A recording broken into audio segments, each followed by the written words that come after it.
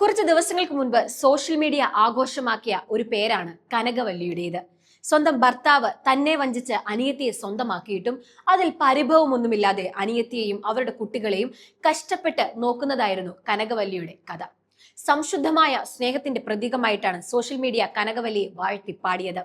അപ്പോൾ തന്നെ അത് സ്നേഹമല്ലെന്നും അതാണ് ട്രോമ ബോണ്ടെന്നും ചിലരൊക്കെ കുറിച്ചിരുന്നു. അതെ, അതാണ് യാഥാർത്ഥ്യം. അത്തരം ബന്ധങ്ങളാണ് ട്രോമ ബോണ്ടിന് ഉദാഹരണം. സ്ത്രീകൾ പൊതുവെ റിലേഷൻഷിപ്പുകൾക്ക് ഏറെ പ്രാധാന്യം നൽകുന്നവരാണ്.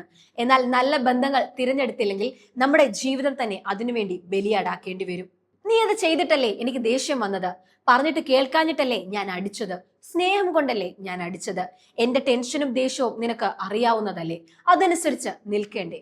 ഇത്തരം പറച്ചിലുകൾ നിങ്ങൾ സ്ഥിരമായി കേൾക്കാറുണ്ടെങ്കിൽ ഉറപ്പിക്കാം നിങ്ങളൊരു ടോക്സിക് റിലേഷൻഷിപ്പിലാണ് അല്ലെങ്കിൽ ട്രോമ ബോണ്ടിലാണ് ഉള്ളതെന്ന്.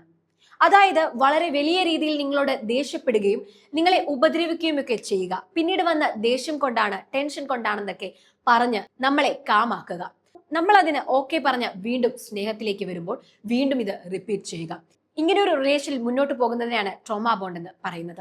പെൺകുട്ടികൾ ഇത്തരം റിലേഷൻഷിപ്പുകളിൽ നിന്ന് പലപ്പോഴും പുറത്തു കടക്കാത്തതിന് കാരണം തേപ്പുകാരി എന്നുള്ള പേര് വരുമോ അല്ലെങ്കിൽ എന്നെ ഉപദ്രവിക്കുമോ എന്നുള്ള പേടി കൊണ്ടാണ്.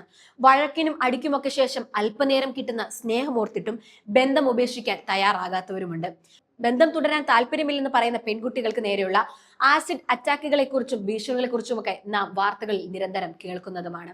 ഇനി വിവാഹിതരുടെ കാര്യമാണെങ്കിൽ തന്നെയും കുട്ടികളെയും നന്നായിട്ട് നോക്കുന്നു എന്ന കാരണത്താലോ അല്ലെങ്കിൽ തിരിച്ചു ചെന്നാൽ വീട്ടുകാർ ബന്ധുക്കൾ എങ്ങനെ പ്രതികരിക്കുമെന്ന് പേടിച്ച് അനേകം കുടുംബ ബന്ധങ്ങളും ഇത്തരത്തിൽ മുന്നോട്ട് പോകുന്നുണ്ട്.